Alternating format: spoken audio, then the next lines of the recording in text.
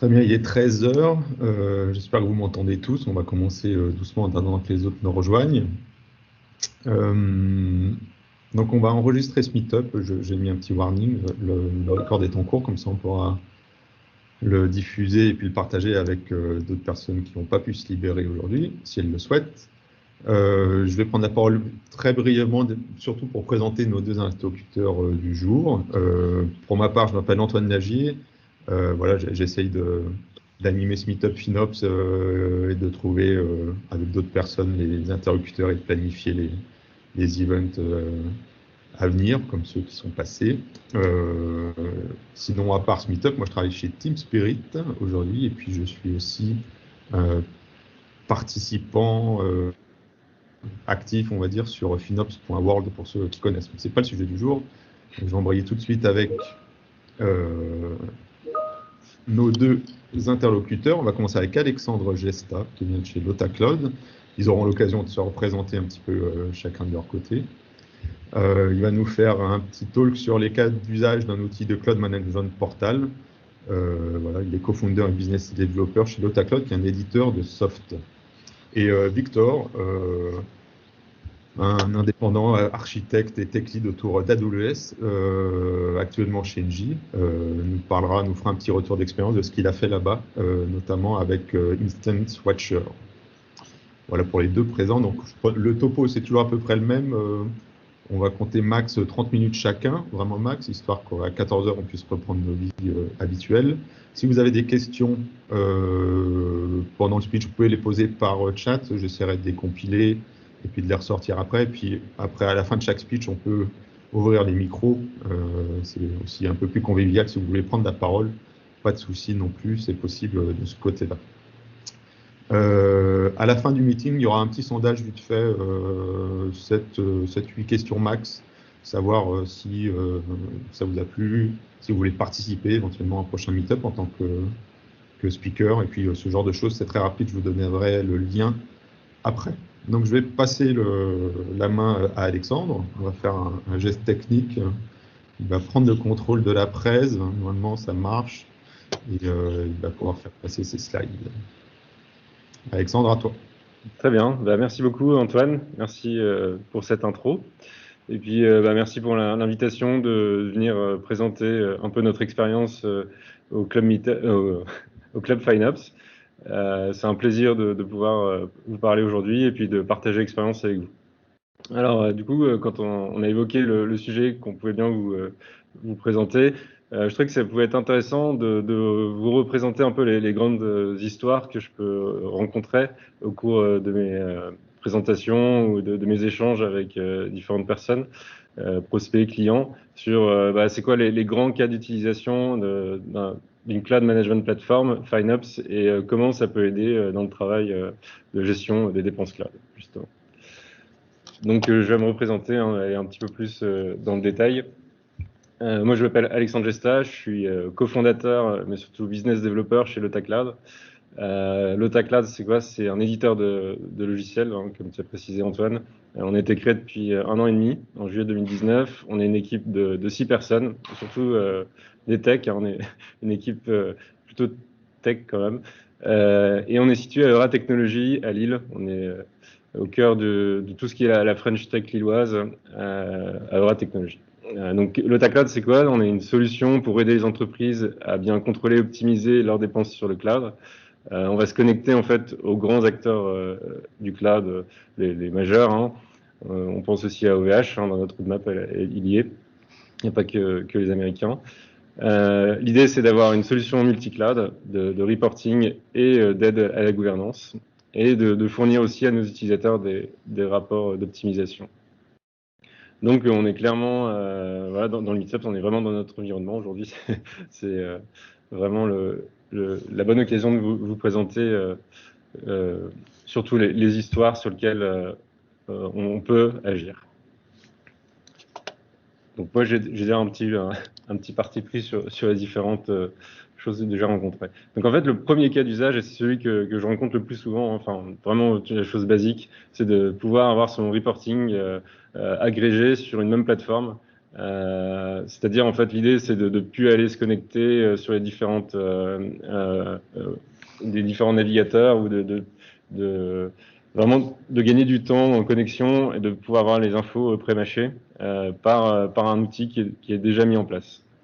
C'est un intérêt pour le gain de temps surtout, et puis aussi pour parler le même langage, essayer de niveler un peu toutes les choses qu'on peut rencontrer sur le cloud à un même niveau.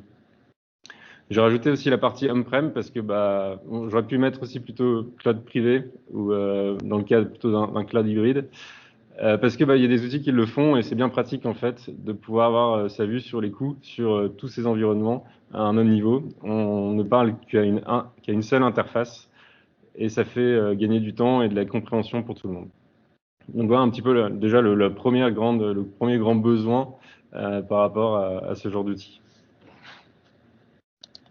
Deuxième cas d'usage que je rencontre aussi assez souvent, c'est quand on commence à chercher, à explorer les données, et vraiment dans un mode découverte, et dans lequel on se pose des questions et on n'a pas forcément toujours les bonnes réponses avec les outils natifs. Alors, ils sont déjà très bien et ils font déjà plein de choses super, et ils avancent aussi à une vitesse impressionnante. Mais des fois, on a besoin aussi de pouvoir comprendre aussi dans un environnement multi-cloud, ça reste quelque chose d'important, et à la fois aussi d'aller un peu plus loin, des choses qui peuvent être un peu cachées, et donc de répondre à certaines questions. Combien me coûtent mes bases de données? Là, j'ai mis des choses très très simples, hein, les raisons du pic de la semaine dernière, aller dans le détail, trouver ces questions-là, trouver ces réponses-là plutôt. Quelle est la tendance de mes dépenses? Surtout quand il y a plusieurs acteurs concernés, d'avoir un peu une vue globale et pouvoir prendre du recul facilement. Et l'impact qu'on peut avoir si, par exemple, on est en test, de comprendre comment interagissent mes produits sur mes dépenses. Faire un choix de produits plus ou moins managé, ça a des conséquences. Et ça, on peut le voir assez facilement dans ce genre d'outil. Un autre cas d'usage, qui rentre un peu plus aussi dans l'opérationnel, dans la gestion au quotidien, gérer mes projets, mes budgets, c'est-à-dire vraiment avoir un suivi dans un environnement donné pour voir où on en est. Est-ce que j'ai une bonne tendance par rapport à ce que j'avais prévu, d'avoir bien budgété? Est-ce que je me rapproche du budget déjà mis en place? Voilà, ce sont des choses qui sont importantes à permettre de garder le contrôle, de se dire bon c'est bon, je suis en bonne situation, tout va bien. Mon projet C par exemple, là je devrais déjà être alerté. Je vais avoir des notifications dans Slack qui peuvent arriver, des notifications par email, et d'autant qu'elles soient plus faciles à mettre en place, le plus facile possible, et que le maximum de gens soient alertés. Ça peut être intéressant et de prendre les mesures le plus rapidement possible. Donc, ça permet aussi de simplifier la mise en place de tous ces budgets, d'avoir une plateforme qui va aider sur ce point-là.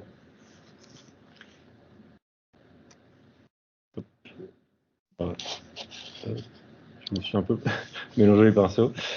La gestion des tags aussi, c'est important. Et là, on revient aussi sur une vue multi-cloud des choses. Parce que on peut avoir plusieurs environnements qui sont sur différents clouds. Et de pouvoir les afficher sur une même vue, ça peut être intéressant. Et donc, les exemples de tags assez classiques, hein, tout ce qui est les ID, par exemple, pouvoir classer ses projets, ses filiales, son environnement, sont des choses qu'on retrouve assez souvent. Et d'avoir un affichage assez simple, de pouvoir croiser les données, ça a un vrai intérêt avec une plateforme automatisée. Et d'analyser aussi son taux de couverture.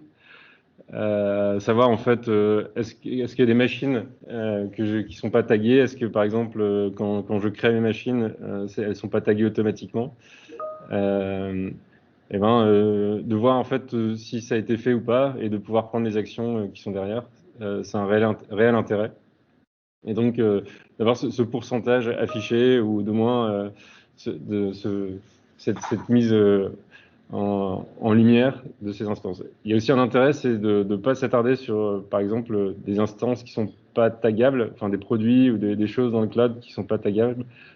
C'est bien de pouvoir aussi en prendre conscience, et ça peut être mis en lumière aussi avec ce genre d'outils.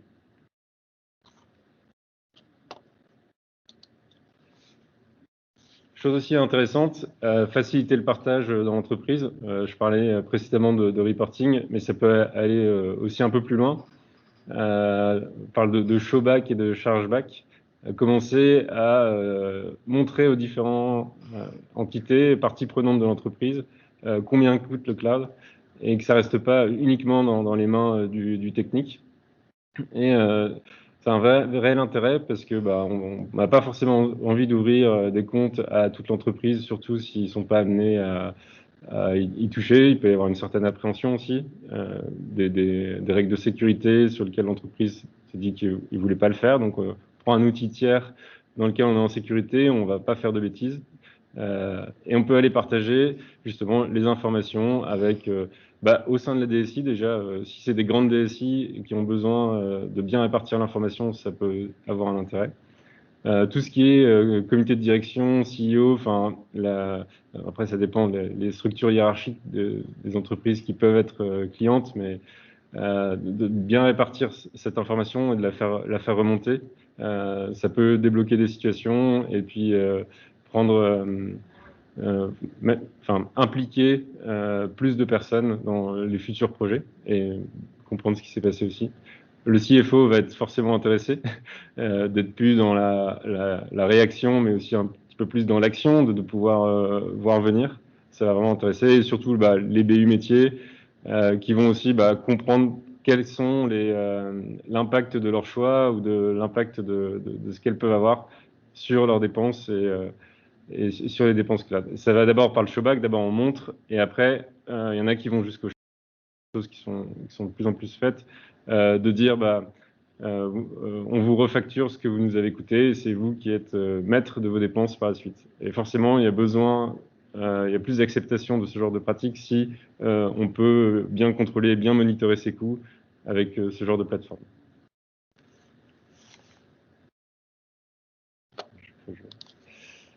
Un dernier cas, et là c'est un point sensible sur lequel ça revient assez souvent et dans toute station, c'est vraiment l'optimisation qui revient le plus souvent. On va aller vers ce point-là assez rapidement, même si tous les autres points avant et tous les use cases sont rencontrés sont importants. Mais on aime bien parler d'argent et d'économie assez rapidement. Alors ça passe aussi par les différentes histoires que je vous ai racontées avant, mais on peut avoir des choses un peu plus mécaniques et notamment l'optimisation. Trouver tout ce qui est les pistes d'économie, donc c'est-à-dire consommer la même chose, mais avec des économies en fait, consommer, c'est-à-dire avoir le même niveau de service, mais en ayant des économies. Et donc, c'est aller trouver les instances inutilisées, celles qui tournent dans le vide. Victor va nous parler justement après de tout ce qui est contrôle des instances et vérification, remontée de niveau d'utilisation. On rentre un peu dans le même schéma. Là, on a un croisement de nos deux sujets. Redimensionner les instances sous-utilisées, c'est pareil. Est-ce qu'on a fait le bon choix de machine et est-ce qu'on ne paye pas une machine qui est trop importante par rapport à son usage? On a d'autres sujets sur le stockage notamment. Est-ce que le stockage est optimisé sur le fait, par exemple, d'avoir choisi les bons disques rattachés aux machines? Est-ce qu'on a choisi le bon produit pour le stockage? Il y a aussi un nombre impressionnant. Tout ce qui est snapshot aussi, ça rentre dans les quick wins, c'est-à-dire toutes les sauvegardes. Est-ce qu'il y a besoin d'en garder aussi souvent, et donc un outil va faire remonter toutes ces informations. Ça sont aussi des outils d'optimisation qu'on peut retrouver déjà dans les plateformes natives chez les cloud providers, mais on peut élargir le champ et aller voir des choses que les cloud providers ne font pas forcément.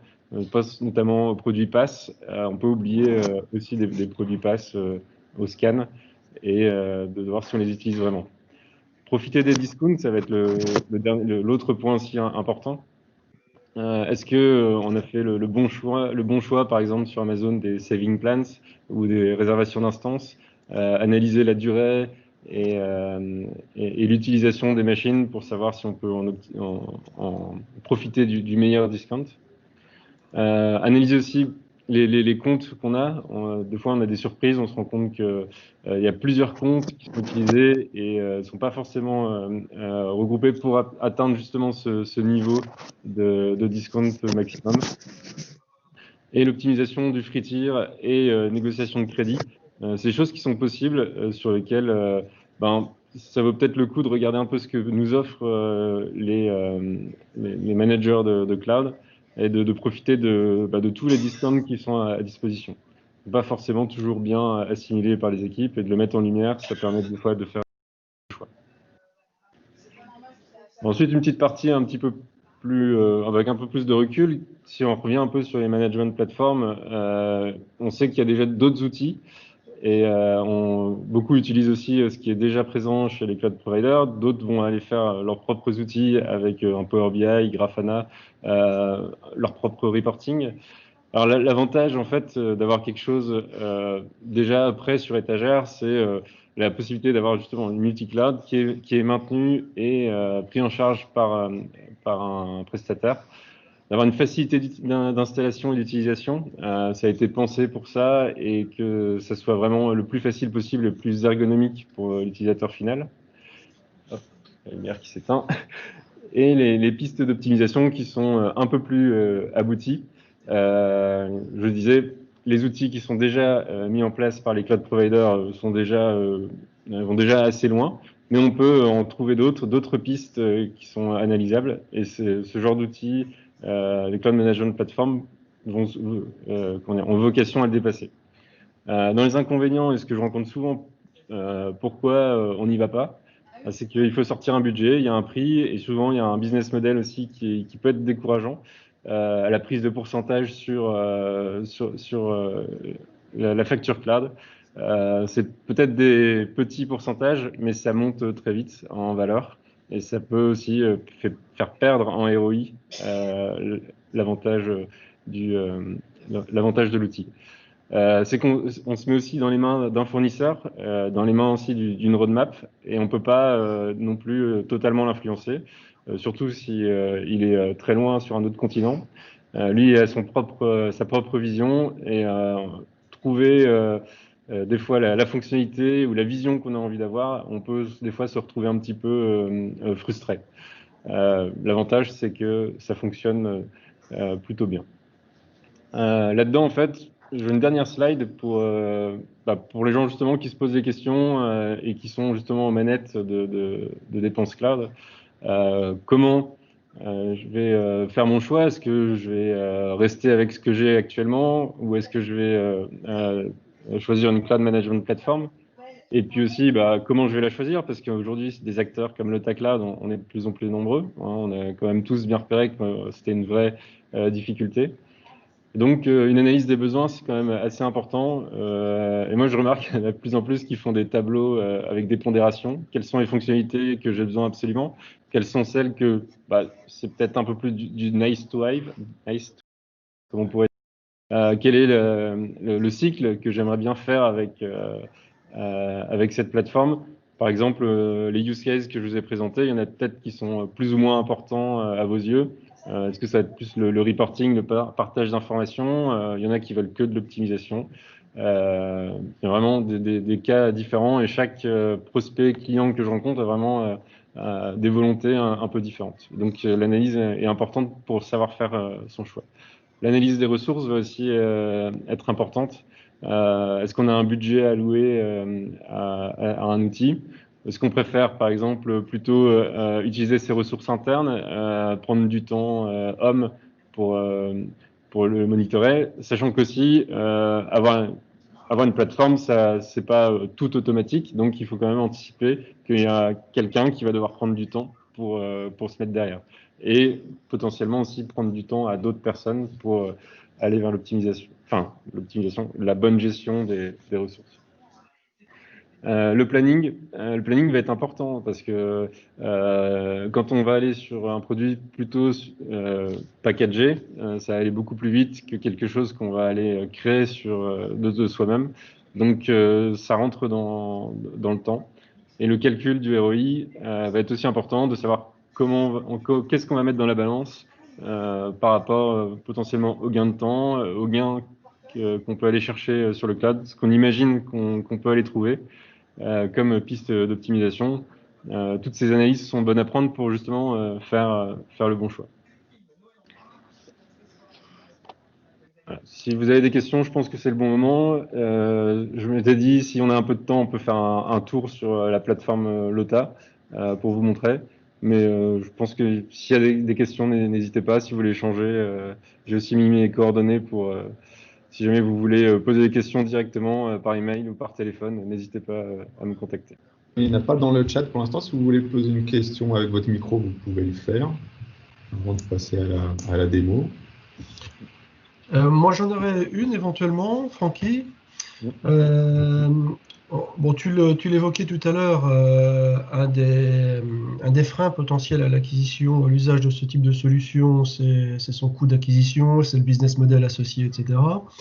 On a souvent constaté d'ailleurs dans le cadre de meet-up précédents, hein, dans le cadre de cette instance, que parfois même des grandes entreprises hésitaient à faire appel à ce genre de solution parce que le ROI était difficile à atteindre. Alors, je ne connais pas le positionnement de l'OTA par rapport à son environnement concurrentiel sur le sujet, mais vu de votre côté, à partir de quel type d'engagement cloud mensuel ou annuel la question mérite d'être posée d'utiliser ce genre de solution pour qu'il y ait un ROI à un moment donné? Est-ce que ça se chiffre en dépenses annuelles ou est-ce que ça se chiffre en taille de périmètre sous gestion? Quel avis vous avez sur la question? Oui, c'est intéressant. C'est vrai que c'est une question sur laquelle on est souvent engagé, enfin en tout cas challengé. Nous, on est plutôt une vision enfin, quand on s'est intéressé au sujet, on a vu qu'il y avait beaucoup de gens qui s'équipaient pas justement à cause du business model et à cause du prix. Donc une vision plutôt accessible sur le coût d'acquisition de l'outil. Ce qu'on a remarqué aussi, c'était qu'en dessous de 10 000 euros par mois de cloud, souvent c'était un sujet, c'était très bien avec les solutions natives, qu'on s'en sortait assez bien, et qu'à partir de 10 000, on commençait à poser la question d'avoir un outil et d'avoir des choses un peu plus processées. C'est un peu le seuil sur lequel on s'est dit, bon, en dessous, on s'y intéresse moins, mais on a quand même des gens qui sont intéressés parce que ça dépend de la culture de l'entreprise. Il y en a qui laissaient des coûts cloud hors de contrôle ou en tout cas dans lequel on a des difficultés à répondre pourquoi ça augmente et pourquoi tel poste a augmenté plus qu'un autre. On peut pas laisser ça comme ça. Donc c'était un peu la vision. Et ensuite, on se différencie sur le côté business model. En fait, ce qu'on a remarqué, c'était qu'il y avait quand même deux choses dans ces plateformes. Un côté abonnement, dans lequel tout ce qui est reporting et gouvernance, la gestion des tags, tout ça a un intérêt de le mettre un paiement mensualisé. Par contre, la partie, tout ce qui était optimisation, nos préconisations en optimisation, sont plus à la demande. Et c'est là où on veut se différencier fortement en disant, on vous fournit nos pistes en fonction de vous, à quel moment vous en avez besoin. Parce que on peut commencer à s'équiper en dessous de 10 000 euros par mois, d'avoir un outil de reporting bien processisé.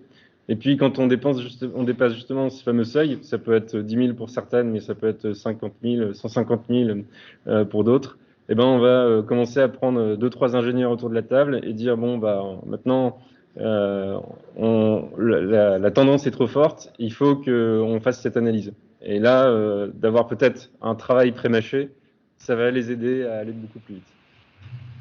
Ok, je crois que Christophe a une question aussi, il a levé la main de manière virtuelle. Oui, bonjour. Bonjour. Moi, je cherche des solutions de visualisation de la facturation par rapport à des usages dans des clusters Kubernetes, en fait, qui sont partagés au sein de plusieurs équipes. Et on veut pouvoir la consommation de chaque équipe, de chaque composant, à chacune des équipes. Et aujourd'hui, les solutions sont assez rares sur le marché. En effet. C'est quelque chose qu'on a déjà identifié. On l'a mis en bout de roadmap. Enfin, on va pas vous mentir non plus. On a déjà pas mal de boulot devant nous, mais on l'avait bien identifié en fait. Et justement, ce genre d'environnement est de plus en plus présent. Hein. Donc, oui, voilà, j'ai mentionné justement, il y a quelqu'un dans le chat qui mentionne KubeCost, qui est une solution qui est déjà sur le marché, mais alors je crois qu'elle fait uniquement la vision par Kubernetes. Il faut vraiment avoir que ça. Je parle Oui, sous contrôle. Hein. tout à fait. KubeCost, c'est que pour Kubernetes. C'est aussi une solution payante Je me demande s'il n'y a pas une partie gratuite, mais une limitée à 15 partie jours gratuite. de visualisation. Bah, ça pourrait être intéressant d'en parler si vous voulez me contacter aussi directement, que de mieux cerner un petit peu le besoin et de voir exactement comment on pourrait bien vous l'afficher. Enfin, c'est des choses aussi qu'on fait, hein, on est vraiment à l'écoute des besoins et des choses qu'on entend à droite à gauche. On est capable vraiment de s'adapter. On est quand même une petite équipe, je ne vais pas non plus vendre monts et merveilles, mais c'est des choses qu'on est capable de faire. Il y a aussi un white paper à venir de la part de la FinOps Foundation sur ce cas spécifique d'ailleurs. Je crois qu'il est en draft, mais il ne devrait pas tarder à émerger. C'est peut-être tout pour les questions. Pour la démo, pour combien de temps on a Non, je vais faire vraiment quelque chose de rapide, vous montrer un peu l'interface et notre explorateur. Aujourd'hui, on est toujours une solution en devenir. Alors, j'ai lancé.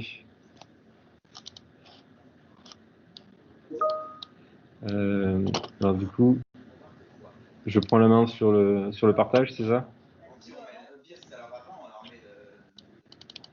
Est-ce que vous voyez tous mon écran? Oui. Oui. Donc voilà, on a un espace, donc ici c'est un espace de démo sur lequel on a simulé des dépenses AWS. Enfin simulé, on a juste mélangé les comptes et anonymisé les données le plus possible. Donc aujourd'hui là, on voit juste les dépenses d'un compte AWS sur le mois en cours. Donc on voit les 7 derniers jours. On peut aller trier sur les 30 derniers jours et voir ce qui s'est passé. La répartition aussi des coûts en fonction des grandes familles et comment elles ont été dépensées. On peut aller aussi un peu plus bas au niveau tout ce qui est produit. Et puis, chose intéressante, bah, on peut aller voir directement dans notre explorateur qu'on a recréé ici, qu'est-ce qui s'est passé à la journée. Alors là, on a un affichage assez grossier parce qu'on est sur une journée. On voit que en fait, c'est Support Business qui nous a coûté le plus cher. Mais l'intérêt, c'est quand même de voir les dépenses dans le temps.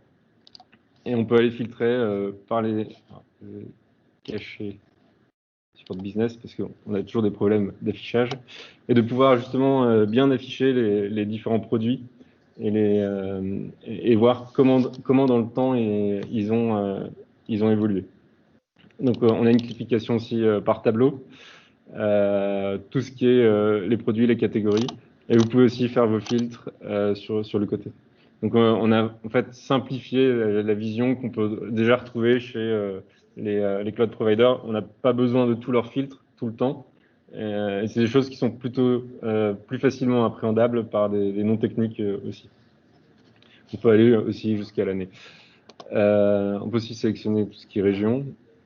On a aussi un truc assez intéressant, c'est de pouvoir partager l'environnement sur lequel on a fait nos filtres. Je vais revenir un petit peu en arrière. Si par exemple, aujourd'hui, vous voulez partager votre environnement database avec quelqu'un qui en a besoin, justement, ici, j'ai que mon filtre, et d'aller faire ce côté partage des informations à quelqu'un d'autre qui va en fait avoir le nom du rapport qu'on peut envoyer par email ou par lien activable type Google Drive. Ce sont des petites fonctionnalités qu'on a mis à côté pour favoriser l'échange d'informations. Donc ici, après, vous pouvez retrouver dans nos partages tout ce qui est... Nous avons mis une nouvelle vue il n'y a pas longtemps. Tout ce qui est les partages justement avec le reste de l'équipe. Retrouver votre facturation sur les derniers mois. Donc là, on va retrouver les dépenses des cloud providers type PDF, un petit peu, hein, comment ils nous ont donné les données, et de pouvoir faire des alertes aussi bien sur le provider qu'au plus bas possible. Voilà, donc c'est vraiment un tour assez succinct. Normalement, prochainement, on a tout ce qui est gestion des tags qui va arriver. Là, on est en plein dessus. Donc, on va pouvoir faire le même type de challenge sur les coûts. D'ailleurs, je ne vous ai pas montré, on peut aussi aller un peu plus bas au ressources ID, mais là, je crois que les données ne sont pas anonymisées, donc je ne veux pas vous montrer ça. C'est un peu trop risqué. Je ne veux pas prendre ce risque-là.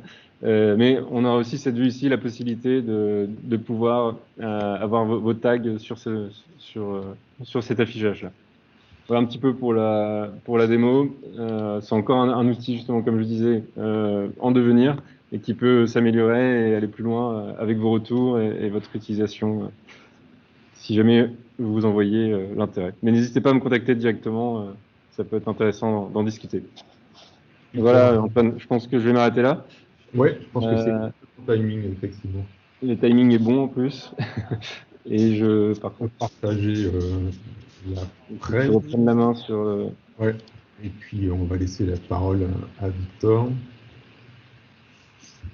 Que je passe le coup. Oui, d'accord. Peut-être plus efficace. On va faire comme ça.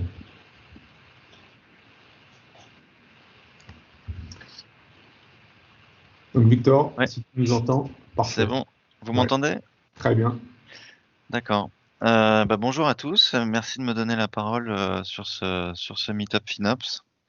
Alors aujourd'hui, je vais vous parler d'un retour d'expérience chez Engie, d'un outil qui s'appelle Instance Watcher, mais on va l'attaquer plutôt sous l'angle retour d'expérience plus que outillage. Alors, je vais essayer de switcher. Alors, une rapide introduction et présentation, puisque Antoine a déjà fait un slide sur ce sujet. Alors, juste pour remettre dans le contexte, donc je suis indépendant et je travaille actuellement chez Engie sur plusieurs projets, alors notamment le Data Lake du groupe, qui s'appelle Common Data Hub, et également des projets de transformation de pipeline décisionnel data. Donc c'est très teinté data, mes deux sujets. Donc chez Engie également, qui est un pipeline de data et de data science, donc avec du machine learning également. Et je m'occupe aussi des sujets de cloud security chez Engie. Et donc précédemment, j'ai travaillé chez Microsoft, chez SNCF et chez Saint-Gobain au début de ma carrière. Je passe rapidement. Hop. Alors, le contexte. Donc chez Engie, il faut savoir que c'est un gros client d'AWS historiquement. On a plus de 400 comptes au dernier des comptes officiels. Donc généralement, on découpe. En fait, on a une usine à compte qui s'appelle le CCOE. On va dire une cloud factory, et c'est eux qui distribuent et qui créent les comptes AWS. Et pour chaque projet, généralement, le standard, c'est d'avoir un compte de non-prod et un compte de production pour chaque projet. Voilà. Donc ça vous donne un ordre de grandeur de projets qui sont sur AWS ou qui vont l'être. Chez Engie Digital, c'est à peu près 60 comptes AWS au dernier des comptes. Donc la politique chez Engie, c'est de déléguer la sécurité et les coûts au owner des différents comptes, soit au PO, soit au directeur de projet. Donc les aspects coûts, en fait il y a un chargeback qui est fait par rapport au compte central, au compte payeur AWS, vis-à-vis des comptes enfants et des comptes des projets. Donc il y a cette refacturation qui est faite au niveau du projet. Et donc au niveau sécurité, au niveau délégation des droits, il est fréquent d'avoir des équipes produits qui vont avoir des droits importants sur les comptes, notamment en non-production. Donc les développeurs, même des fois le PO d'un projet, ou voilà, toutes les personnes qui interagissent au sein d'une équipe agile vont avoir des droits importants, généralement tout sauf IAM. Et donc ça leur laisse toute la latitude pour créer et expérimenter des nouvelles choses dans le contexte du projet. Donc lancer des instances, faire du SageMaker, lancer des EC2, etc. On les bride pas au niveau permission. Il n'y a pas ce choix qui a été fait de brider les utilisateurs, justement pour ne pas brider l'innovation et la rapidité de mise en œuvre de solutions, notamment pour faire des POC, etc., ou pour prouver qu'on peut répondre à un besoin métier rapidement. Alors voilà pour le contexte chez Engie. Alors, les challenges qu'on a pu rencontrer avec cette façon de faire, c'est que les équipes expérimentent beaucoup, font beaucoup de tests, de MVP, de POC, et ils n'ont pas forcément, ces humains, une rigueur. Une rigueur, c'est un peu comme dans toutes les sociétés, hein. Des fois, on expérimente des choses, puis on oublie d'éteindre le soir ou le week-end ou pendant les congés des uns et des autres les différentes instances. Donc ça, c'est la première problématique qu'on a rencontrée. Deuxième point, c'était que le management, alors généralement le PO ou le directeur de projet, se rendait compte d'une facture assez importante en fin de mois quand ils allaient sur le Cost Explorer ou quand ils recevaient la facture chargeback d'Engie. Voilà, c'est des coûts qui sont imputés au projet. Et donc, ils se retrouvaient avec des factures assez importantes pour un usage qui était souvent du gaspillage, parce qu'il y a une équipe qui a laissé 2 clusters EMR allumés, ils ont oublié de l'éteindre et le POC était fini. Ou il y a un data scientist qui a lancé une instance SageMaker très grosse parce qu'il a fait un calcul énorme de prédiction sur un modèle de machine learning. Voilà, il a oublié de l'éteindre. Donc ça, c'était une deuxième problématique et ça engendrait des coûts de plusieurs centaines de dollars tous les mois. Donc on n'est pas dans le contexte, comme le disait Alexandre, d'un usage par projet à plus de 10 000 $. On est en dessous. Généralement, là, sur les comptes dont je vais vous parler, où on a déployé un outil, c'est des usages en dessous de 10 000 $. On n'est pas sur des gros usages massifs de production avec énormément d'infrastructures ou énormément de consommation. Et donc le troisième point, c'était que les équipes produits avaient besoin d'avoir de la visibilité. Donc Alexandre en a parlé tout à l'heure également, c'est ce qu'on appelle du showback.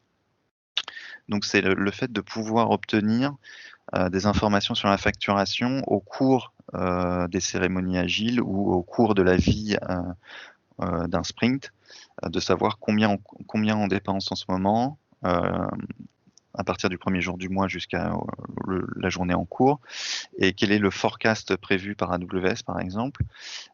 Du coup, on n'avait pas cette information si on n'allait pas la chercher soit dans le Cost Explorer, soit en regardant la facture PDF ou en allant dans les outils proposés par AWS. Donc, si on ne faisait pas la démarche, on n'avait pas l'information. On a quand même mis en parallèle un système d'alerte, c'est-à-dire quand on dépasse certains seuils, les équipes reçoivent des alertes, mais c'est purement indicatif et les seuils sont assez larges. C'est essentiellement pour éviter une explosion des coûts, mais vraiment significative. Donc voilà, ça c'est les challenges qu'on a rencontrés sur les différents projets sur lesquels j'ai pu travailler chez Engie.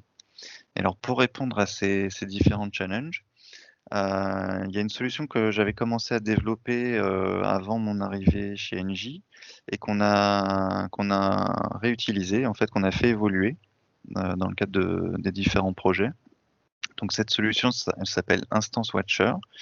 C'est un logiciel open source gratuit développé en Python qui est disponible sur GitHub, je vous donnerai les liens tout à l'heure.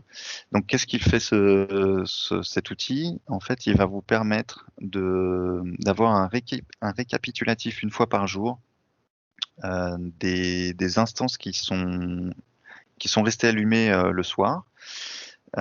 Et ça dans toutes les régions d'AWS. Donc si vous avez lancé une instance EC2 pour tester quelque chose au Japon, au Brésil, ou vous êtes trompé de région, vous l'avez mis en Amérique du Nord, et ben cet outil va vous permettre d'avoir un rappel, entre guillemets, donc tous les soirs. Il est configuré à 21 h, mais vous pouvez le configurer à l'heure que vous souhaitez. Donc c'est utile pour les environnements de non-prod, les labs, les comptes de training, les comptes de sandbox ou même vos comptes personnels que vous avez pu utiliser en free tier par exemple pour tester des choses. Et donc c'est pour avoir une notification régulière de ce que vous avez laissé tourner sur vos différents comptes AWS.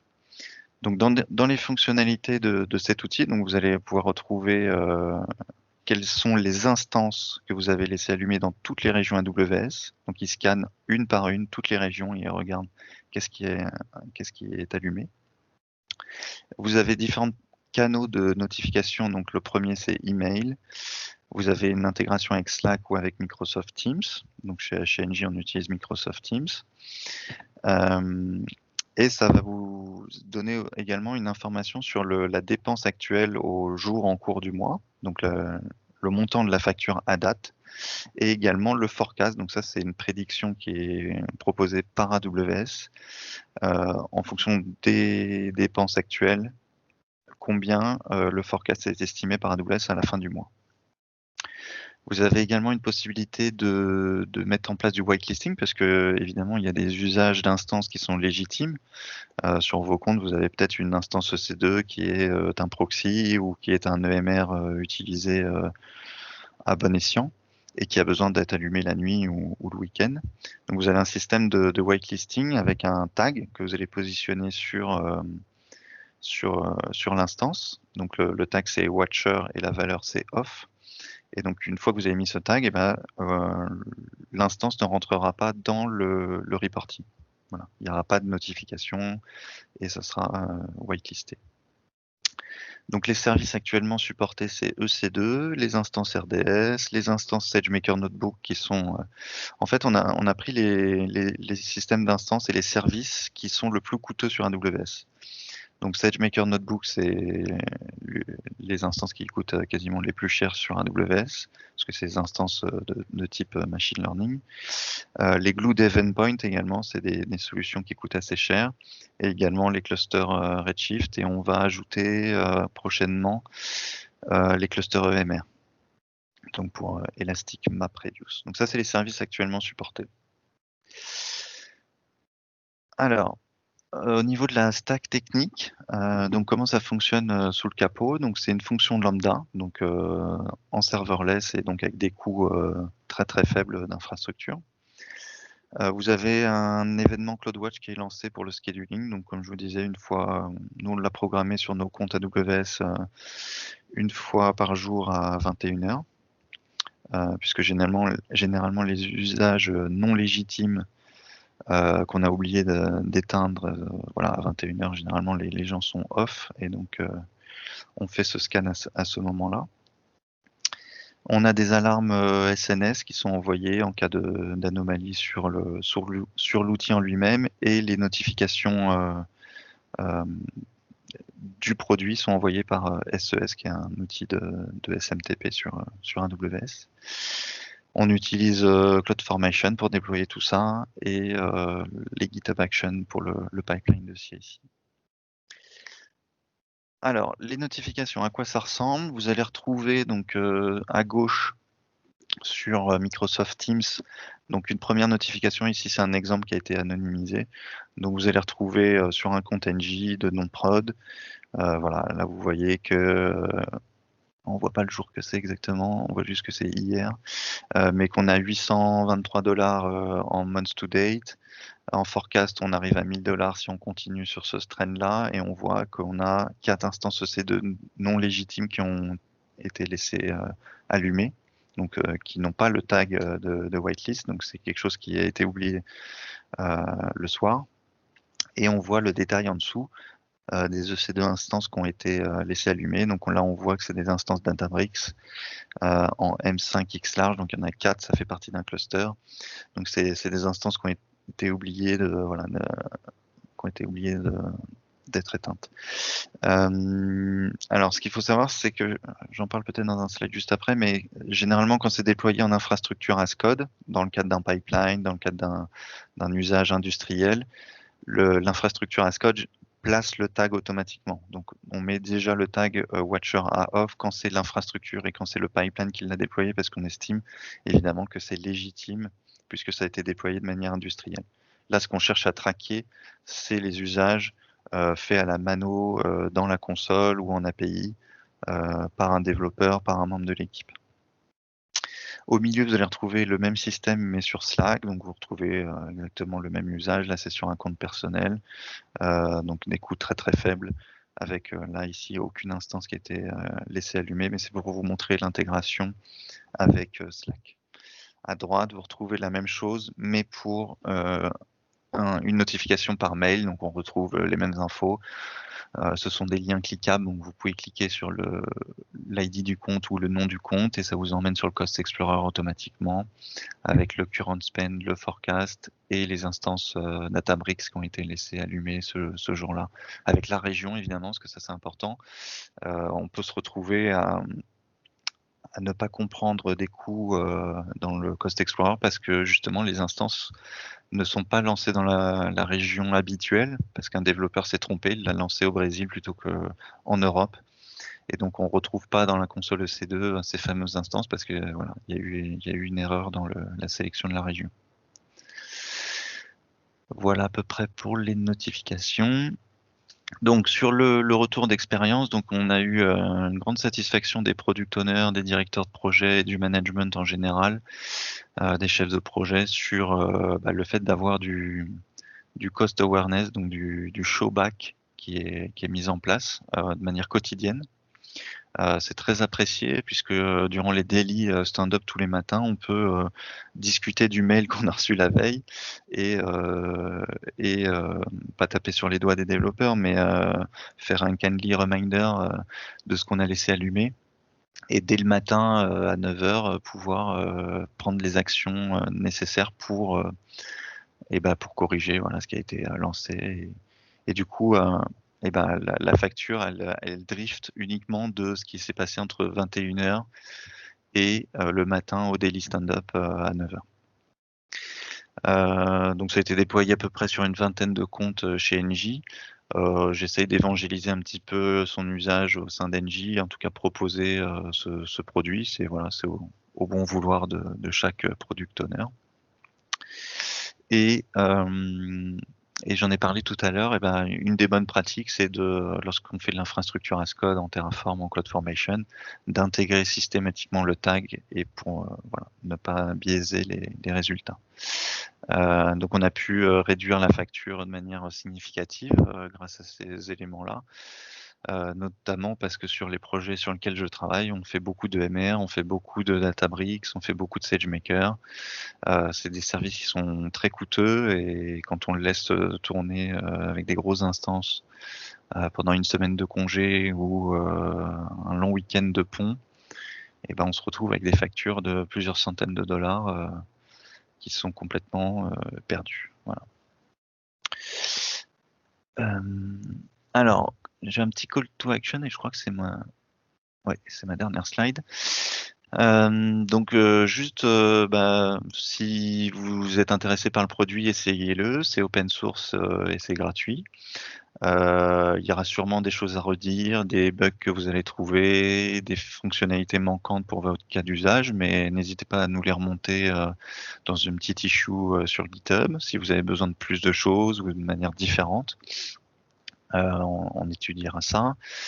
Et si vous sentez l'âme de contribuer, n'hésitez pas, c'est fait pour ça, on est open source pour ça, pour qu'il y ait des contributeurs additionnels. Et vous pouvez me contacter sur Twitter si vous avez des questions, des remarques, ou on vous laissera mes coordonnées aussi par mail si vous souhaitez me poser des questions sur ces sujets-là. Et je vous laisse le lien du repository GitHub où vous pouvez trouver l'outil.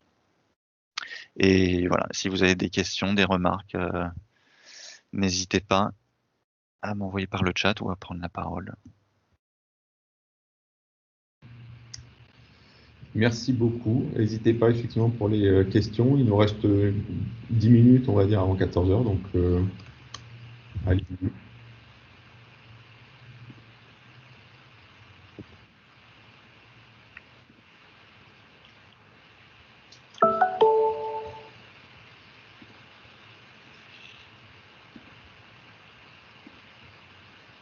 c'est votre dernier mot, votre dernier non-mot.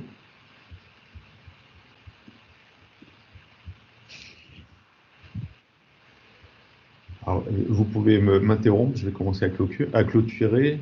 Si vous avez des questions pour Victor, n'hésitez pas. Je vous remercie à tous. On a été une cinquantaine à peu près connectés. Il y avait 70 inscrits, donc c'est plutôt satisfaisant, ça marche bien.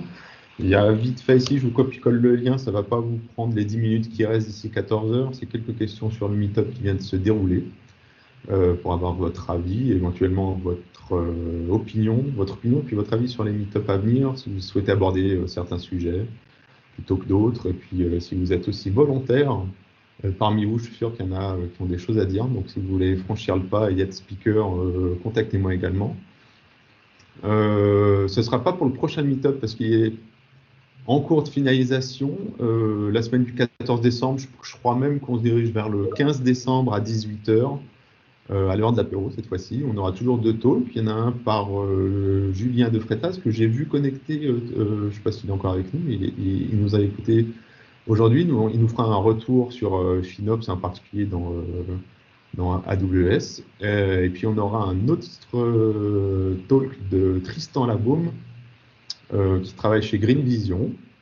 Et qui est aussi président de l'Alliance Green IT. Donc je suis content parce que c'est notre premier talk autour du saving en carbone plutôt que du saving en monnaie sonnante et trébuchante. Donc il prendra la parole pour un speech plein de suspense sur le cloud public est-il green?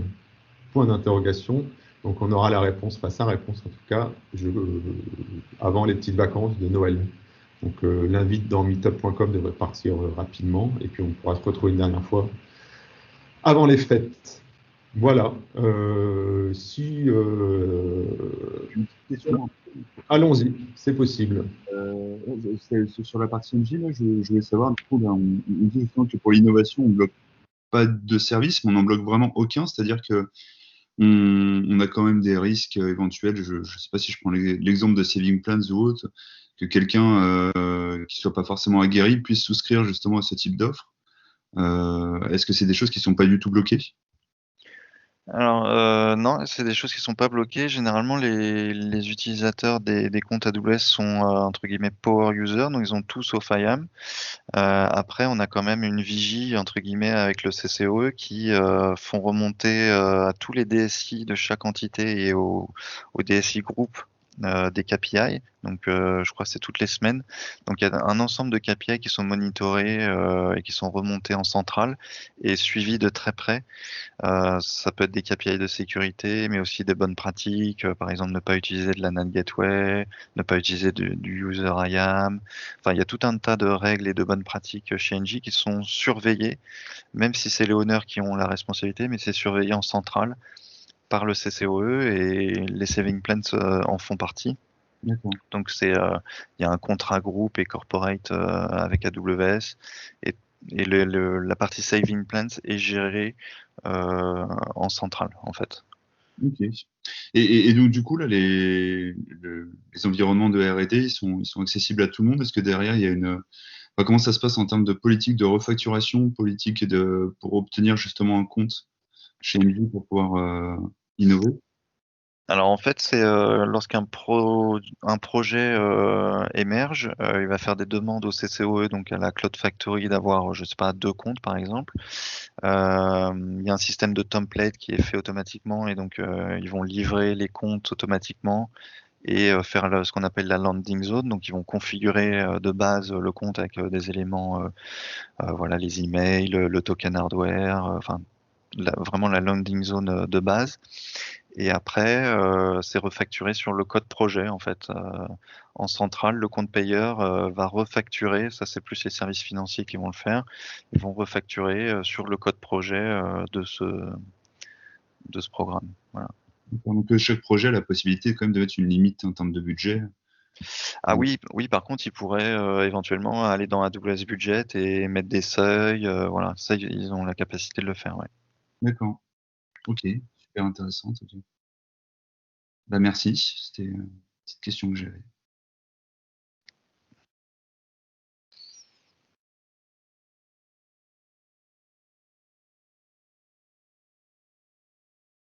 Une-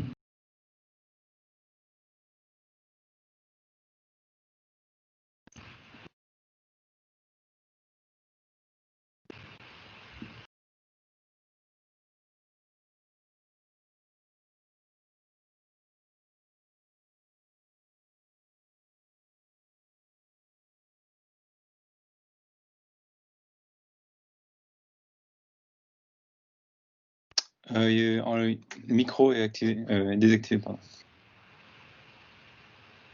Antoine, ton micro. Ouais. Ouais. Oui, mon ordinateur rame, alors le temps que je clique, je reclique et puis ça me. Donc je disais que s'il n'y a pas d'autres questions, on peut s'arrêter là. Je vous souhaite une bonne fin de journée.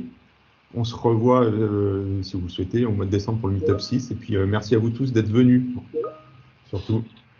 Merci à tous. Merci à tous. Bonne Merci. journée. Merci.